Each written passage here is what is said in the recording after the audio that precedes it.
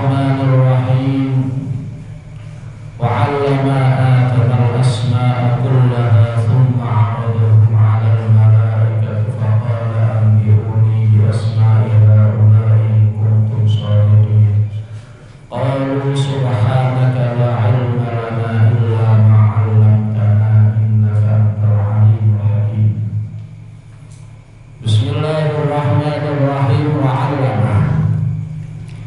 Wa 'allama lan ulang sinten Allah. Wa 'allama lan ulang sinten Allah Adama ing Nabi Adam. Diulang al-asma'a ing pira-pira jeneng.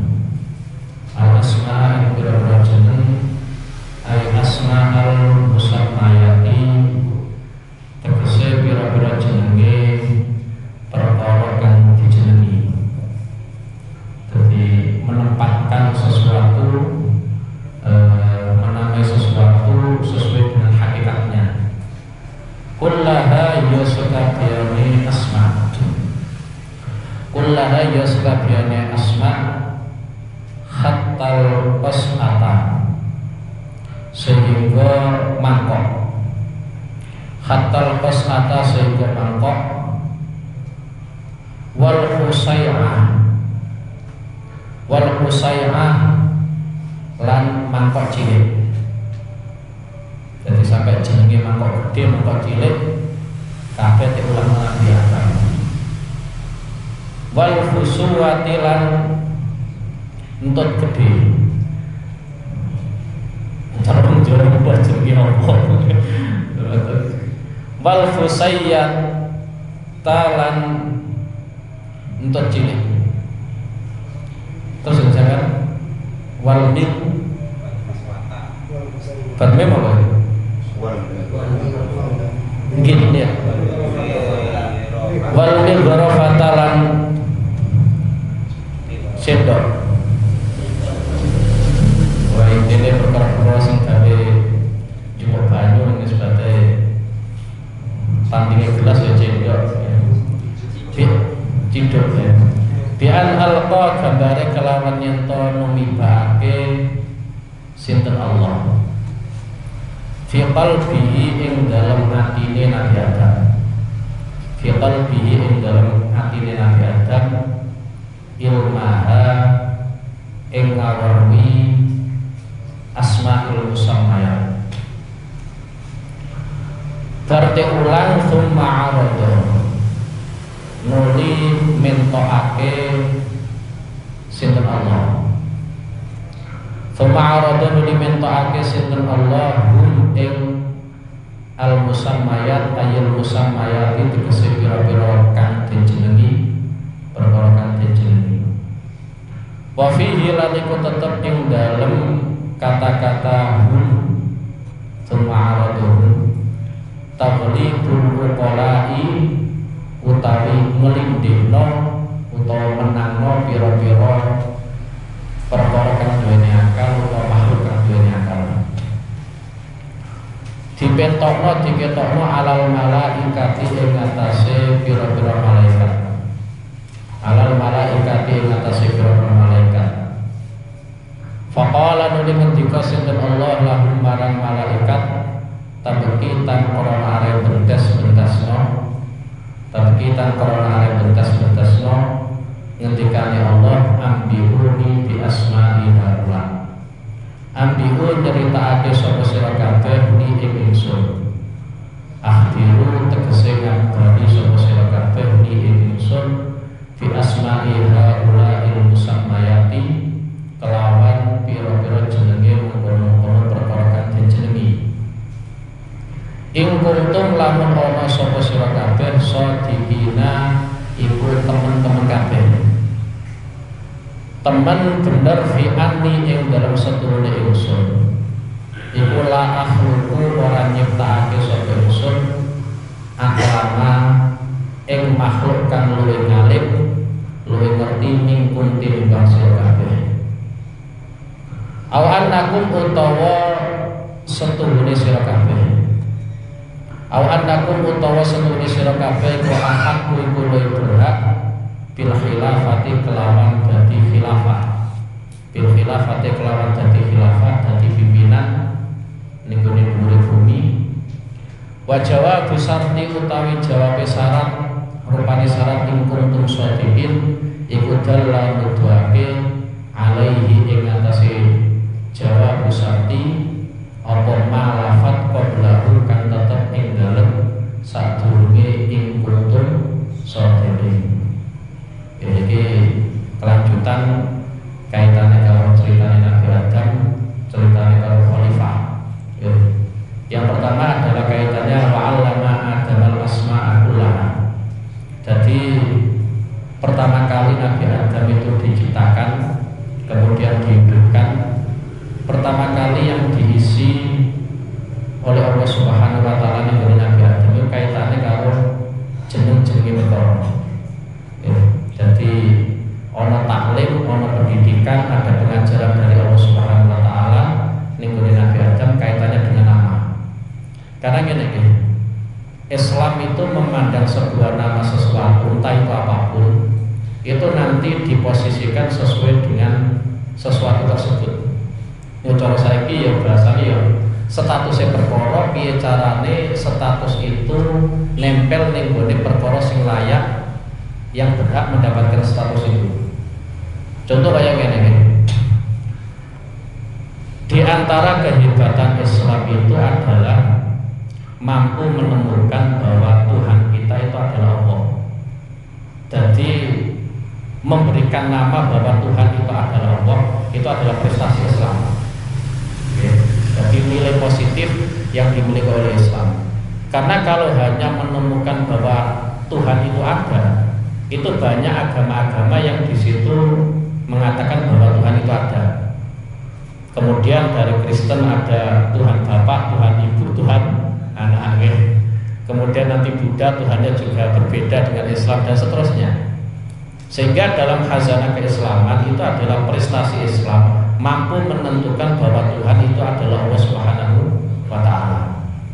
Dari penamaan itu kemudian yang namanya Tuhan itu disifati ning surat Al-Ikhlas lam yalid wa lam yulad wa lam yakul lahu kufuwan ahad. Yang tidak bisa yang tidak melahirkan dan tidak dilahirkan dan tidak ada satupun yang nanti akan menyerupai Allah Subhanahu wa taala.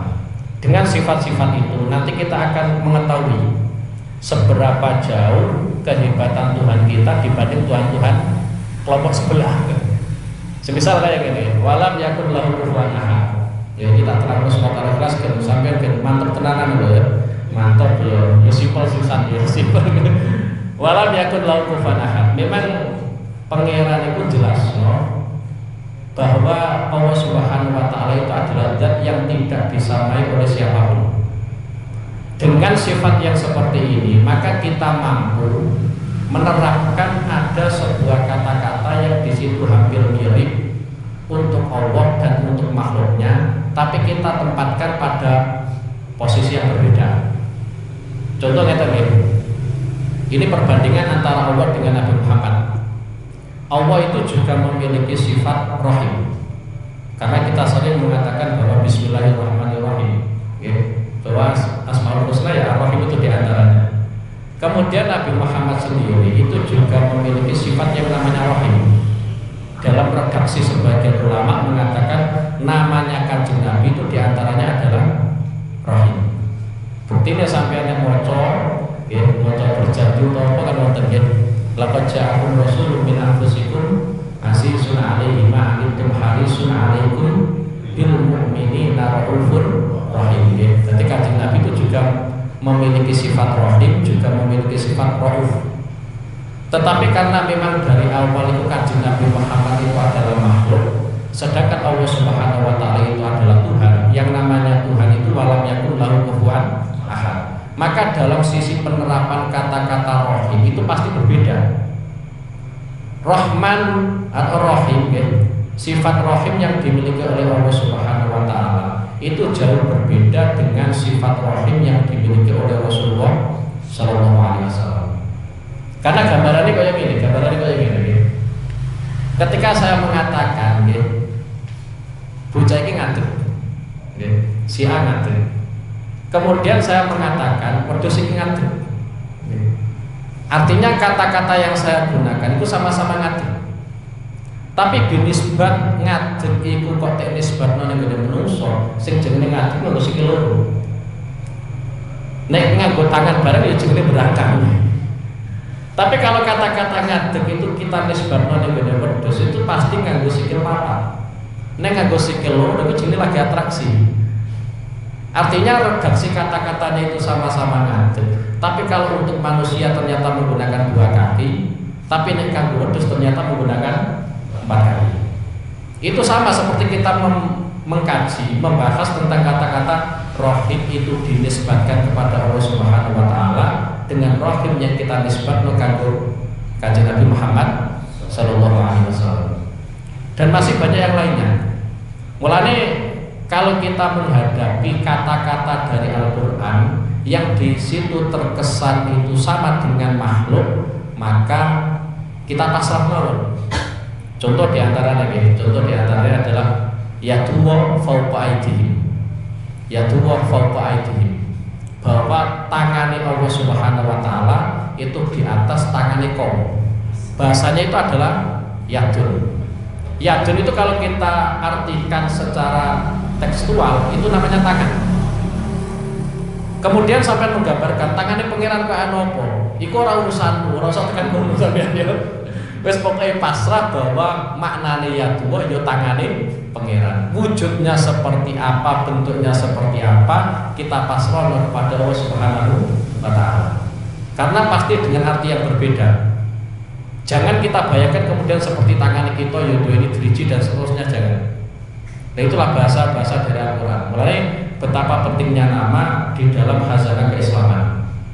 Salah satu diantaranya kriminalnya orang-orang kafir. Kriminalnya orang-orang kafir itu ya gara-gara faktor nama. Faktor nama. Mulai sampai ayat Al-Quran, ma ta'buduna min dunihi illa asma'an samaitumuha antum wa aba'ukum. Yang mereka sembah itu adalah sesuatu yang mereka kasih nama.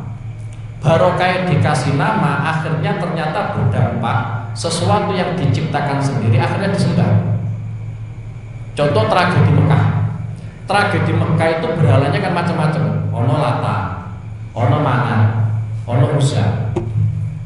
Padahal itu ya waktu biasa, waktu biasa kemudian didesain jadi berhala, kemudian dikasih nama. Ini namanya berhala Uzza.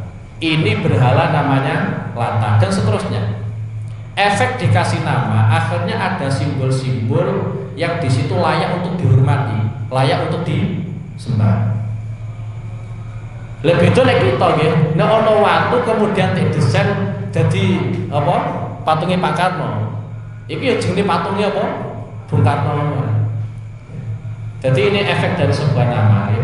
Ketika mereka orang-orang kafir mengatakan batu yang mereka pahat yang dia jadikan sebagai berhala itu dikasih embel-embel Uzza. Uzza itu muannas dari kata azizun. Jadi ini azizun iku zat sing maha mulya iku kanggo lanang. Nek Uzza berarti berhala wedok sing mulya. Akhirnya disembah. Itu efek dari apa? Nah. Kemudian kecelakaan yang saat ini sering dialami oleh orang Islam ya. Ini jujur-jujuran mawon karena memang banyak orang Islam yang mengalami tragedi ini atau peristiwa ini, musibah ini. Ketika kita membahas tentang kata-kata rezeki, karena dalam hadis itu yang disebutkan adalah yuktabu rizku. Di antara sesuatu yang dicatat pada saat kita masih di rahim usia 4 bulan itu adalah soal rezeki. Rezeki dalam aturan Islam itu adalah sesuatu yang kita manfaatkan. Rezeki itu adalah sesuatu yang kita manfaatkan. Artinya semisal baju yang kita gunakan ini adalah sesuatu yang kita manfaatkan, berarti ini rezeki. Sepeda motor yang kita gunakan berarti ya rezeki dan seterusnya. Bahkan dalam keterangannya para ulama, meskipun itu adalah sesuatu yang haram itu rezeki.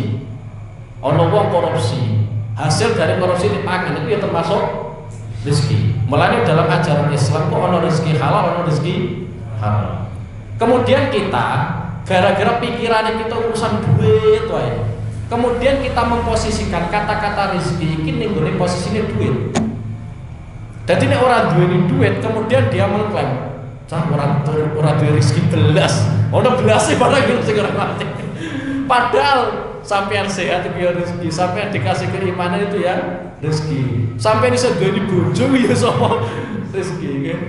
Tapi gara-gara pikiran kita itu memposisikan rezeki ini dalam urusan keuangan, maka nek pas ora duweni duit kemudian kita mengklaim ora duweni apa? Rezeki. Artinya efek dari kata-kata kita mengatakan bahwa ora duweni rezeki, berarti sekian rezeki yang kita nikmati kita ingkari. Mulane angel dadi wali sampean. Mau rezeki sakmono akeh, kenikmatan sakmono akeh sampean ingkari gara-gara ora duweni duit. Padahal nek duweni duit, ya simpen wae lho ya, ora digawe poya-poya. Itu simpen tok ya. Jadi jangan sampai kita menggunakan bahasa-bahasa orang-orang yang enggak berilmu lah intinya gitu. Jadi wes pokoknya mulai malam ini kudu tobat kabeh, kudu tobat kabeh. Bahwa kita memposisikan rezeki itu adalah sesuatu yang kita manfaatkan, entah itu halal, entah itu apa. Sehingga ketika kita mengartikan wa ma min dabatin fil ardi ila 'alallahi rizquha, setiap gegermetan sing ana ning muka bumi ini rezekine kabeh ditanggung pangeran, kita bisa mengartikan. Karena meskipun kita gak duwe duit, selama masih hidup berarti kita duweni jatah apa? Rezeki nggih. Mau sampai di Indonesia duweni bojo, duweni anak ngono ya dan seterusnya nggih. Dadi iki kaitane wa 'allama Adamal asma'a kullaha. Kemudian nggih, iki kaitane karo jeneng nggih, kaitane karo jeneng karena di antara tanggung jawab orang tua nggih, sampai duweni anak nggih. Menawa bojone sampeyan sing hamil duweni anak, ngowe jeneng anak wis apik. Nggih, ngowe jeneng anak wis apik. Sakit. Sakit bareng. Iki apa tak gojo wis tuwa. Karena ini terjadi. Karena itu termasuk salah satu nek cara ajaran Islam, salah satu wujud tanggung jawab kewajiban orang tua yang harus diberikan kepada anak itu adalah memberikan nama baik.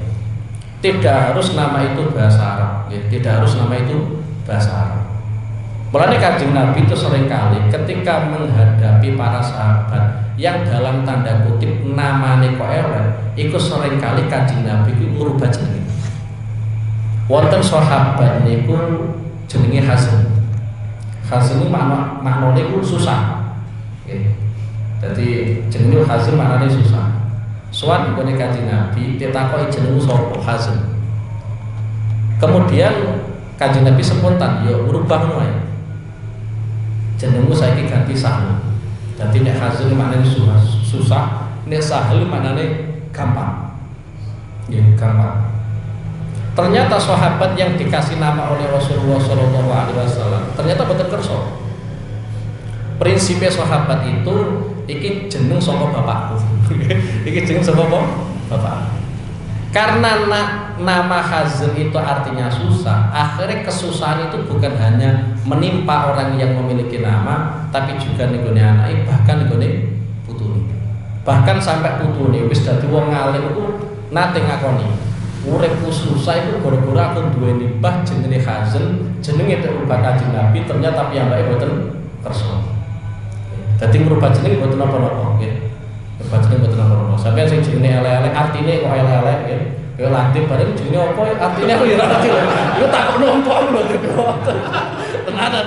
Nek apa ora usah ganti lho. Lha mau diganti tetep wong nyeluk ya Pak RT wae. Terus meneh. Dari sebuah nama itu kemudian Islam memposisikan sesuatu itu pada porsinya. Contohnya tadi Kanjeng Nabi nate ngendikano bahwa laisa minna man lam yarham shaghirana wa lam yuqir kabirana. Nggih. Laisa minna man lam yarham shaghirana wa lam yuqir kabirana. Tidak termasuk golongan Kanjeng Nabi Muhammad yaitu wong sing ora bisa ngurmati wong tuwa. Nggih, kaya semisal bahasa saya harus bisa memposisikan bahasa itu wong tuwa. Dalam sisi usia gak apa-apa. Lha iki kan ngerti ngilmune Islam sampeyan. Nggih. Soalnya kadang bocah cilik ora iso ngurmati wong tuwa itu gara-gara memang Yo ora ilmu lho ya. Gara-gara ora ilmu. Semisal saya harus hormat kepada Mbah Said, itu atas nama karena Mbah Said luwih senior daripada aku. Wis ngono tok. Meskipun kalau dilihat dari sudut pandang yang lain, Mbah Said wajib hormat karo aku, wong ilmune dhuwur aku.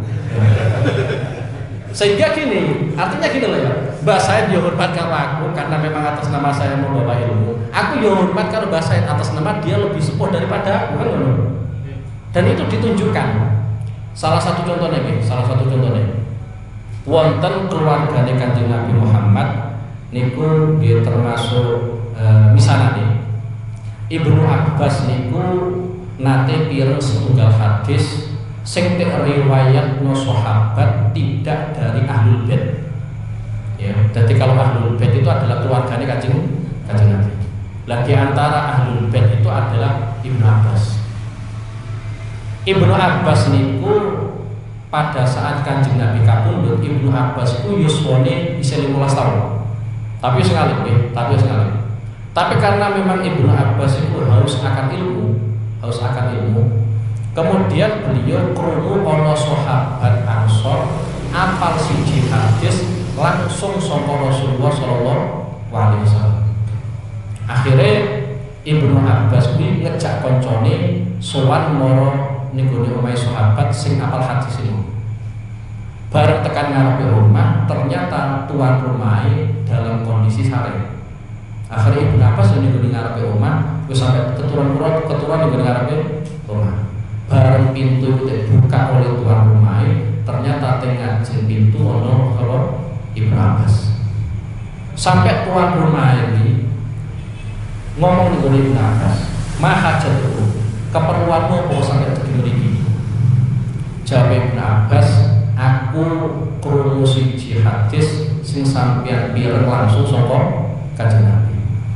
Tuan rumah malah nimpali omongan, mestine jenengan ku kirim surat atau kirim utusan, kula sing sowan jenengan, mboten jenengan sing sowan kula. Ternyata jawab Ibnu Abbas, "Aku luwih pantes sowan mrene daripada jenengan sowan teng griya kula." Kenapa sahabat sing tek suwani kok malah ngomong ngono? Karena sahabat itu sadar bahwa Ibnu Abbas itu termasuk keluargane Kanjeng Nabi. Di mana seorang sahabat yang tidak termasuk keluargane Kanjeng Nabi iso hormati sapa keluargane Kanjeng Nabi.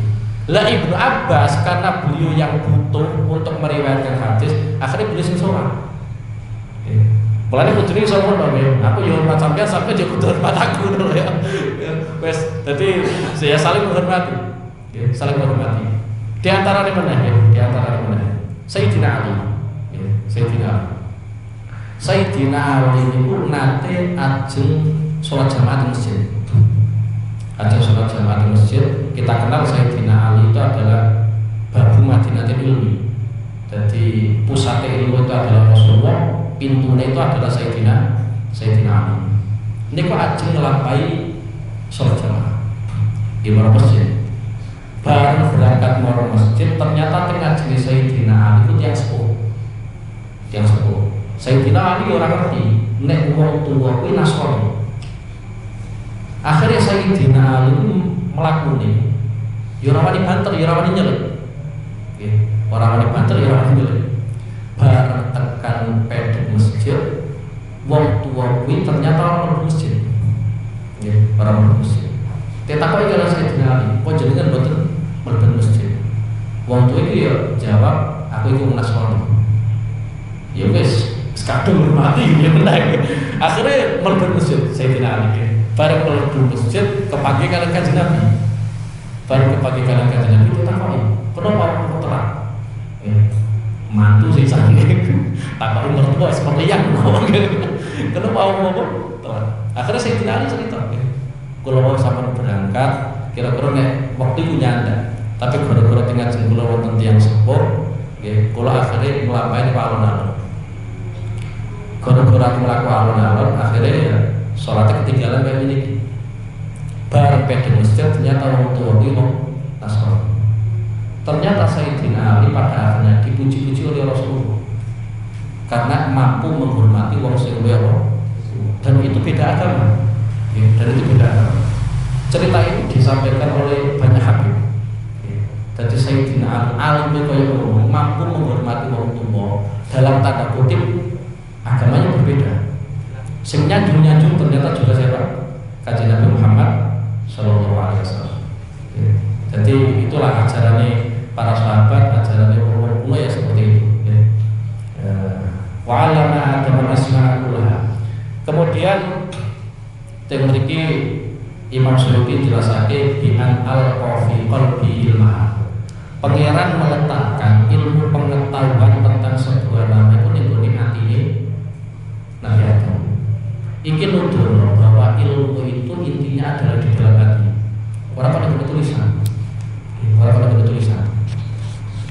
Soalnya nek tulisan di pangan raya entah ilmu.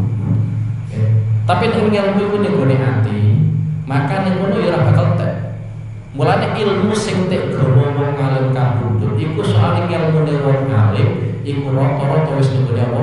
Ati, ora ning tulisan. Lah zaman Kanjeng Nabi, zaman Kanjeng Nabi, ilmu iku ning ati kabeh. Ora apa ilmu sembarang ning ati, ilmu iku ning ati kabeh. Barokah ilmu iku ning ati sehingga aturan-aturan yang sudah dibuat oleh Rasulullah atau dibuat oleh Allah Subhanahu wa taala itu gampang kelingan. Soalnya ilmune ning apa? Ora pada gone tulisan. Repotnya wong saiki ilmune ning gone HP, ning gone tulisan. Akhirnya HP ini hilang, ilmune hilang.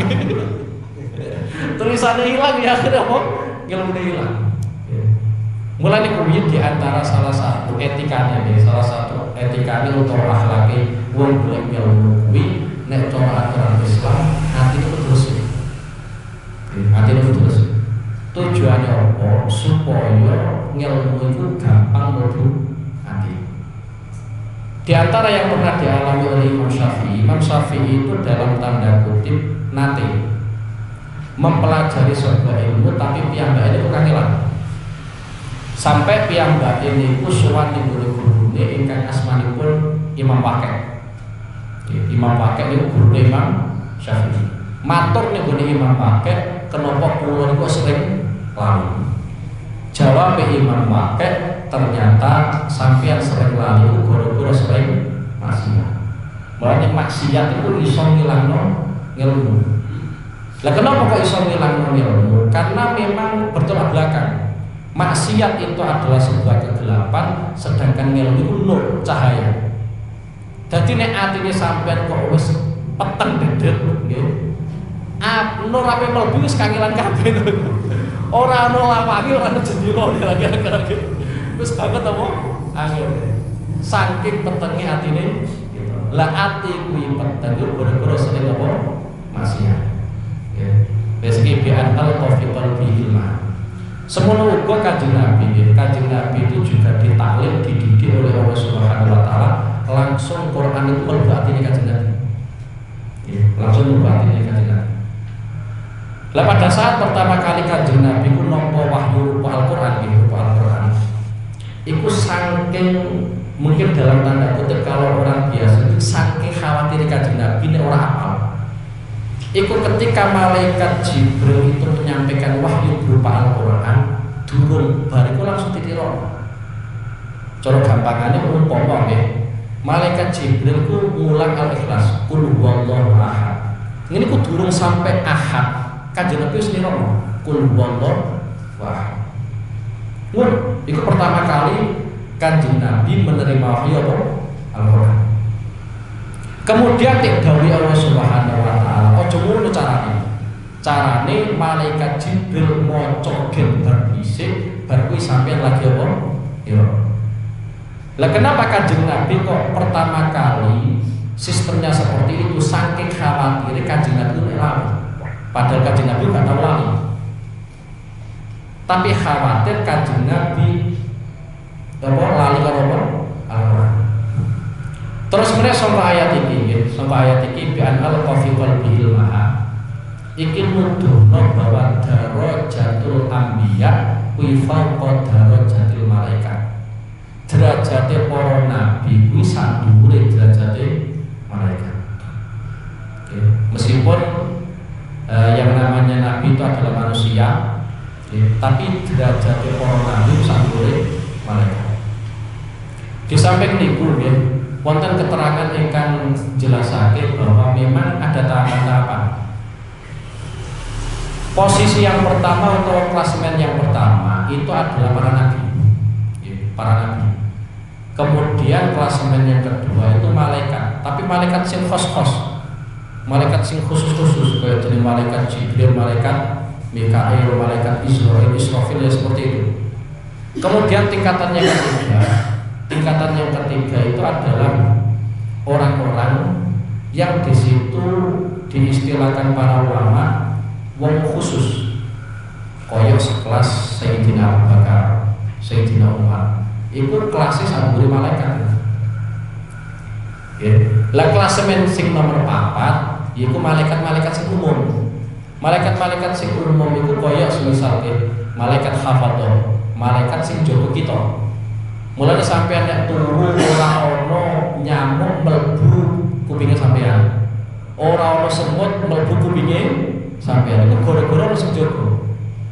Di antarane meneh ora malaikat sing ning kono tugase kuwi jaga gunung. Lah umpama ora ana sing jaga, iku kira-kira gunung diwae meletus kabeh ya. Gara-gara sering maksiat itu. Lah klasemen yang kelima itu adalah orang-orang biasa. Ya belum sampai itu masuk klasemen apa? Ini yang terakhir ya. Wes iki terakhir iki. Wis ora ono meneh, wis ora ono meneh. Ini ketika perbandingan antara malaikat dengan apa? Dengan manusia. Wa alama adal asma'a kullaha thumma araduhum 'ala al-malaika. Faqala anbi'uni bi asma'i haula'i kuntum shadiqin. Qalu padha jawab sapa malaikat. Qalu padha jawab sapa malaikat subhanaka kelawan maha suci panjenengan. Ayatan sihat tegese kelawan nyucake laka marang panjenengan anil ittiradi saking nyinggung alaika ing atas panjenengan. La ilma orang ilmu iku wujud lana kedue kita ilama kejaba ilmu alam takkan ngulang panjenengan na ing kita iyahu ing ma. Innaka setuhune panjenengan anta ya panjenengan lafat anta tak itu dipunau ini lil kafi maraka al-alimu ikundatkan mudarani al-hakimu terdatkan bijaksana alladhi tegesendat la yakhruju kang ora metu apa syai'un apa suci-suci an ilmihi saking ilmu Allah wa hikmatihi lan hikmah Allah wa hikmatihi lan hikmah Allah. Wes iki jawabane malaikat nggih, padahal malaikat itu didesain pengiran makhluk apik. Jadi malaikat didesain pengiran dadi makhluk apik. Biasane ning gone ilmu tauhid itu ada perbandingan 3 makhluk. Yang pertama itu malaikat. Malaikat itu diciptakan dari cahaya. Mulane malaikat itu ora duweni bapak, ora duweni ibu. Malaikat itu yo ora iso sampean sebut lanang, yo ora iso sampean sebut wedok. Nggih. Dan itu enggak usah sampean anggap aneh, nggih. Enggak usah sampean anggap aneh. Karena yang namanya malaikat itu kok piye-piye makhluk. Makhluk itu sah tidak disifati lanang, yo sah ora disifati wedok. Semisal koyok meja, ini kan enggak mungkin kita mengatakan ki meja lanang, ki meja wedok. Artinya kalau kita melihat meja atau melihat batu atau yang lainnya itu yora lanang yora wedok, itu biasa. Kemudian kalau ada ulama menjelaskan bahwa malaikat itu gak lanang gak wedok, ya biasa wae saja. Karena itu adalah sesuatu yang mungkin saja. Ojo sampean padang, no pepe malaikat kuwi urip kemudian sampean padang karo menungso. Nek menungso wis lanang wis wedok. Kemudian malaikat yo kudu ana lanang kudu ana sing itu aturan konti. Kalau ulama ahli tauhid itu memposisikan bahwa yang namanya malaikat itu makhluk, sehingga potensi sifat kemakhlukan itu bisa dimiliki. ono makhluk yang sering kita temui, sering kita lihat iku ora lanang ora wedok. Berarti malaikat yo kemungkinan ora lanang ora wedok. Dan ternyata ya seperti itu. Malaikat kuwi ora oleh sampean sifati lanang, ora oleh sampean sifati wedok. Bahkan ada yang mengatakan nek sampean ngarani malaikat iku lanang iku kafir. Sampean ya Jibril lanang, sampean kafir. Itu kaitan dengan malaikat ini. Jadi malaikat itu diciptakan dari cahaya. Sedangkan kalau iblis atau setan itu diciptakan dari geni sing mulang-mulang. Orang api biasa ya. Jadi geni sing mulang-mulang itulah yang digunakan untuk menciptakan iblis. Lah kita itu diciptakan dari tanah.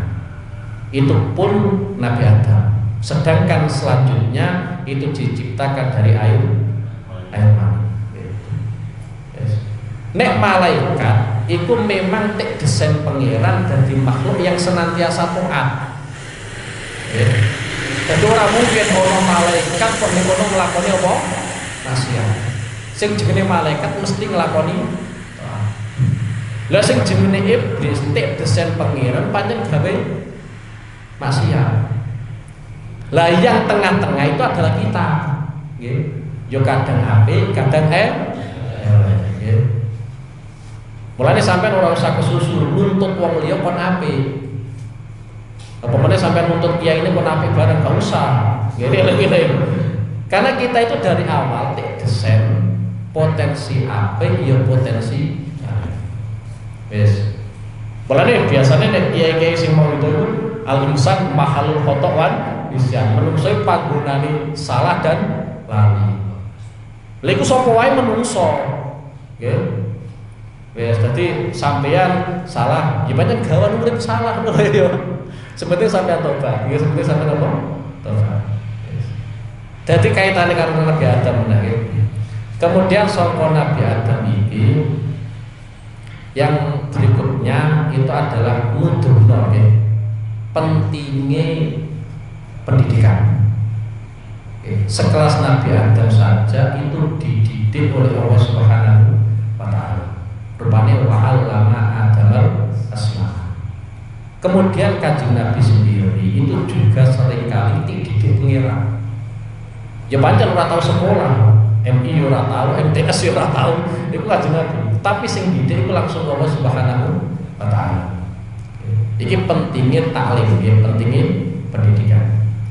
Kemudian lagi jawabane malaikat qalu subhanaka la ilma lana illa ma 'allamtana innaka antal alimul hakim. Itu adalah bentuk pengakuan malaikat bahwa ilmu yang dimiliki oleh malaikat itu murni yang diajarkan oleh Allah Subhanahu wa taala. Sampean tak ulang, sampean tak ulang.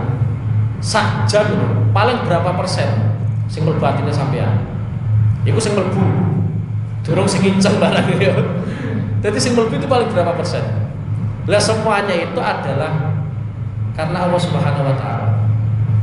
Mulane karakter wong alim tenanan, karakter wong alim tenanan itu ketika beliau itu ngajar, iku minangka rasa syukure wong alim atas ilmu yang telah diberikan oleh Allah kepada orang alim. Orang benar ini. Karena bayangannya ini, podo ya. Sampian kuwi umpama ahli neraka. Nisbate taksilai alat gawe neraka. Mesti nek kalau nek sampean bakat neraka, ya alat itu sampean apa? Gunakan. Mulane biasanya wong alim kuwi nek mulang iku atas nama beliau syukur.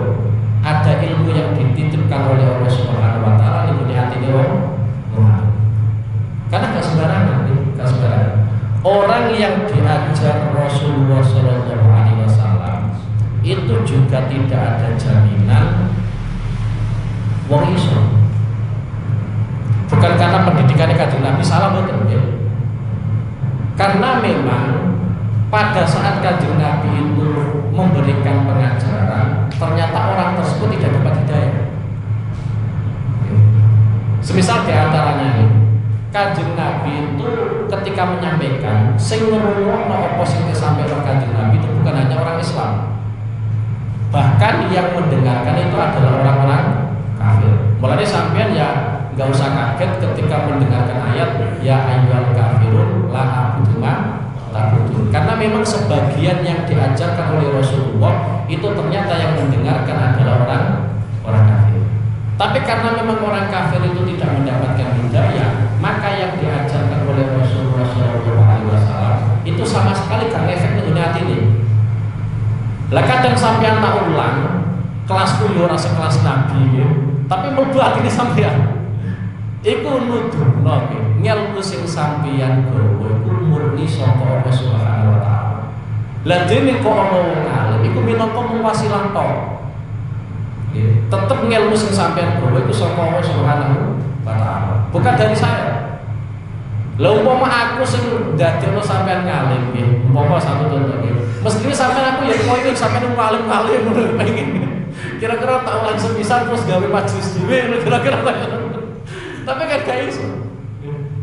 Itu kaitannya karo ilmu, kaitannya karo ilmu. Jadi qalu subhanaka la ilma lana illa ma 'allamtana innaka antal alimul hakim. Qala ketika sinten Allah taala ya Adam he Nabi Adam. Ambil ceritake sapa sira hum ing malaikat ayul malaikat tegese malaikat. Bi asma'ihim kelawan pira-pira jenenge al-musammayat ayil musammayat itu tegese pira-pira perkara kang jeneng. Fasamma mongko nyebut sinten Nabi Adam kula syai'in ing saben-saben suci bismihi kelawan jenenge kula syai'. Wa zakara lan nutur sinten Nabi Adam hikmatahu ing hikmah kulli syai' Allah tikang kulika kang tercipta ada kulli syai' lan akramani. Falamma amba'a mongko ing dalem semangsane nyeritakake sapa Nabi Adam hum ing malaikat bi asma'ihim kelawan pira-pira jenenge al-musammayat qala ngendika sinten Allah taala Allah lan para malaikat muabihan halim meleh-meleh dawuhe Allah alam akul lakum alam akul ana ta ora dawuh sapa Rasul lan marang sira kabeh dawuh inni a'lamu ghaibas samawati wal ardh inni satune ingsun a'lamu kudane ingsun ghaibas samawati ing perkara gaibe pira-pira langit wal ardi lan bumi ma tegese perkara kang sama apa ma fihi ma ing dalem samawati wal ardh wa a'lamu lan ujanani sapa ingsun ma ing perkara kudu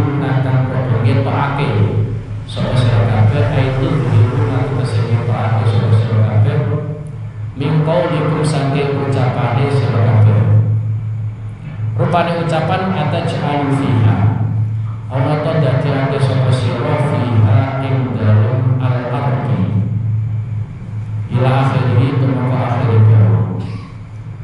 wa malan perkara kuntum kang ana sapa sira kabeh takkuruna iku padha nyimpen sapa sira kabeh aitu siruna tegese nyimpen sapa sira kabeh mingkau likum saking ucapan sira kabeh la yakhluqa akrama alaihi minna wala a'lama la yakhluqa ora bakal nyiptakake sinten Allah akrama ing wong kang luwih mulya alaihi ing atase Allah minna tinimbang kita wala a'lama lan ora luwih ngalu.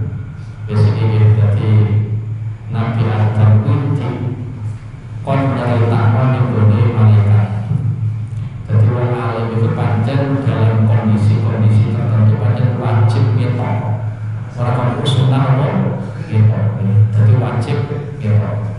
Ketika malaikat itu mengklaim bahwa dia adalah makhluk yang terbaik, bayangan mereka Allah Subhanahu wa taala itu tidak mungkin akan menciptakan makhluk yang lebih mulia, yang lebih alim daripada malaikat. Ternyata Allah menciptakan Nabi Adam kemudian disuruh tampil. Disuruh tampil. Tampilnya Nabi Adam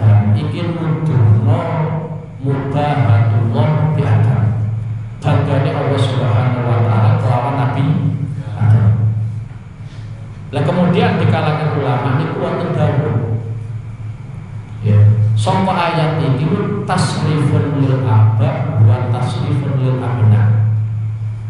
Penghormatane pangeran ning gone nenek moyang kita, berarti kudu penghormatane pangeran ning gone anak putu. Dadi nek Nabi Adam nate dimulyakno Allah Subhanahu wa taala, berarti kita kudu dimulyakno Allah Subhanahu wa taala. Enak sekali. Jadi tanda-tanda itu ada. Jadi Nabi Adam kon tampil di hadapan para malaikat, kon nyebut jenenge.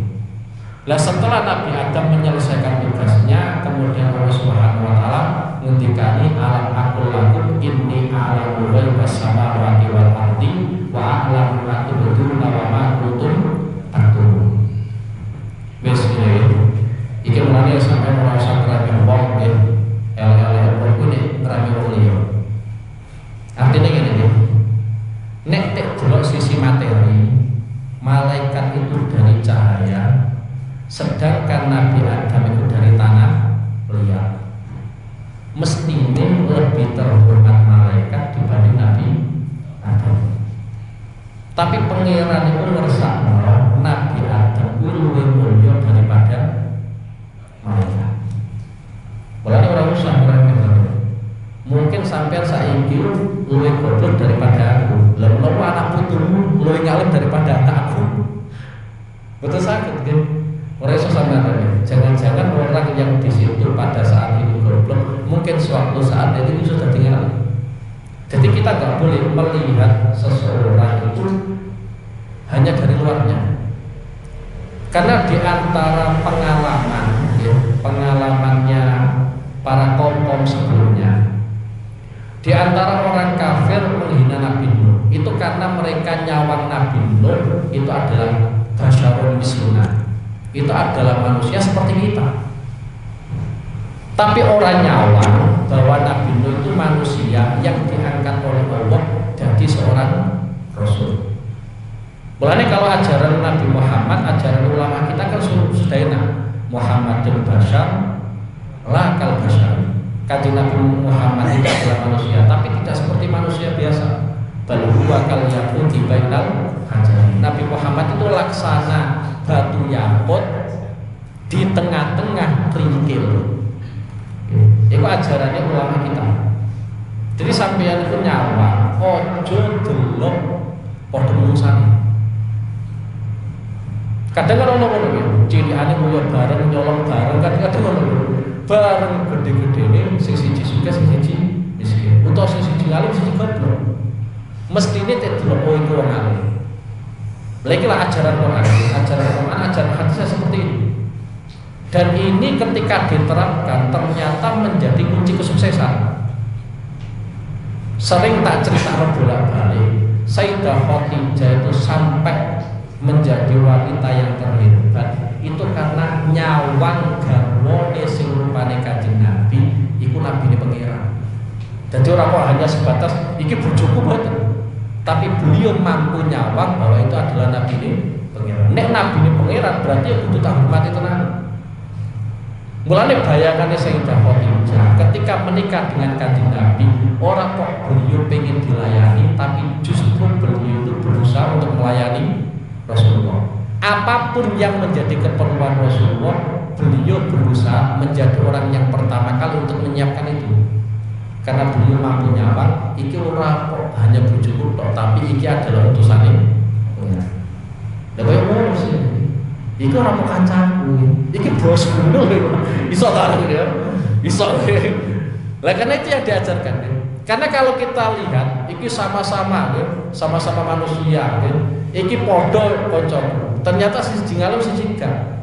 Akhirnya kita yang bodoh tidak bisa memanfaatkan ilmu yang dibawa oleh orang lain.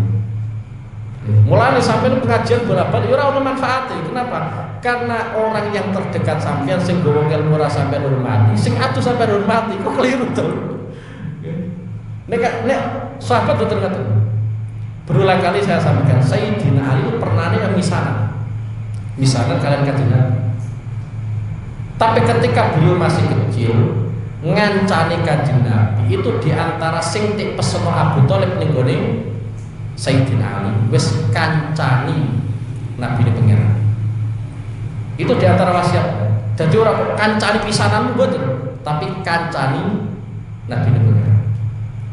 Begitu pula Sayyidina Abu Bakar. Sayyidina Abu Bakar kuwi wis dagang. Iku ya menjadi koncone Kanjeng Nabi fil jahiliyah pada saat zaman jahiliyah. Tapi ketika menjadi Kanjeng Nabi wis diangkat dadi nabi, nyawanya Abu Bakar iki nabine pengiran. Lagi lah yang sekarang itu sulit, yang sekarang itu sulit. Ya, mulane sampai Allah hadis sing nerangno azhadun nas lil alim ahluhu wa fi riwayatin ziyadatu wajirun. Wong sing paling anti karo wong alim iku rata-rata malah keluargane dhewe. Sebagian riwayat ono sing nambahi wajirun, bukan hanya keluargane tok, tapi ya tonggo-tonggo pedhe. Kenapa? Karena biasanya nek keluarga ku nyawang semisal ono anak duweni bapak wong alim. Biasanya sing didelok iki bapakku. Ora kok iki wong alim, iki bapak. Karena memang dari awal ini disetatuskan hanya sebagai seorang bapak, ya seperti wong awam biasa. Sing orang alim ya jenenge bapak, sing alim ya jenenge apa? Bapak. Tapi kalau dari awal memposisikan bahwa ini adalah orang alim. Nek orang alim berarti manfaat itu kaitannya kalau ngelmu ini. Berarti aku kudu ngaji karo ning ngene apa? Wong alim. Lagi sing angel yang akhir-akhir ini yang mulai hilang ya seperti itu nggih. Jadi cara mbiyen kan gak ngono nggih. Cara mbiyen sampean yo tau dadi wong biyen nggih, dadi wong biyen. Ono kiai ning desa ku banget hormat. Ya meskipun ora tau ngowe apa-apa, ya ora tau apa ngowe apa-apa. Tapi memang wong dhisik iki manfaat wong kiai bener-bener te manfaatmu ngelmune. Takok bahasa itu ora usah. Iku wong kuno iki. Artinya sekelas Batu Bah. Ya aku sering ceritane wong sing tuwa. Ternyata beliau itu memanfaatkan batu ya dari sisi apa? Ngelmu. Sehingga ngelmune wong-wong alim biyen iku bener-bener barokah. Saiki wong alim itu pirang-pirang, tapi kelemahannya adalah banyak orang-orang yang di situ tidak memanfaatkan ilmu wong alim. Ya kalau sampai ini sadar wis tuwa-tuwa ini repot iki. Padahal cilikane wis mangel keadaan iki. Tapi selama kadang kan biar sekolah ya kepeksa dan seterusnya kan. Ya tadi wis iki kita kembalikan seperti orang-orang dulu di mana kita nyawang wong-wong apik iku koyo sahabat nyawang wong apik. Meskipun koncone nggih, meskipun misanane tapi mampu memposisikan dengan posisi sing luwih mulya. Sayyidina Ali memposisikan Kanjeng Nabi bukan hanya sebatas misanan tapi iku Rasulullah. Sayyidina Abu Bakar nyawang Kanjeng Nabi iku biyen kanca bisnis. Tapi semenjak Kanjeng Nabi diangkat dadi nabi iku Rasulullah. Sayyidah Khadijah itu wis miliarder menurut saya yo. Menurut saya wis miliarder. Sugih serakata. Tapi sekali nikah kalian Kanjeng Nabi, harapannya beliau boten tek layani tapi justru malah melayani. Mulane nate kula cerita pada saat Kanjeng Nabi uzlah ning Gua Hira, itu Sayyidah Khadijah sampun sepuh. Iku nilai ning Gua Hira. Ya, jadi nek ketoke Kanjeng Nabi wis kesuwen ning Gua Hira, ya Kanjeng Nabi apa Sayyidah Khadijah nilai. Padahal perjalanan saka daleme Sayyidah Khadijah ning Gua Hira waduh.